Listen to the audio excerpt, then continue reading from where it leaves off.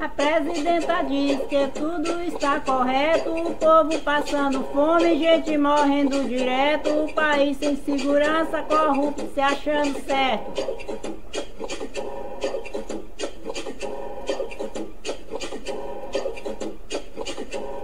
E tome brá brá brá no povo, raposas e ratas perto, educação um fracasso, saúde sem privilégio, o Brasil está lascado, o imposto sobe direto. Aonde vamos parar se o impeachment não der certo? Chegamos mais 5 anos nas mãos desse desafeto.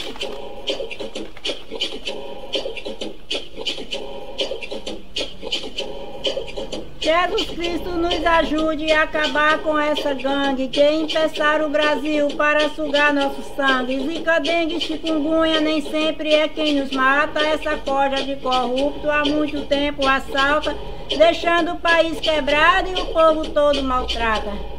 Estamos todos lascados, sofrendo na mão dessa vaca.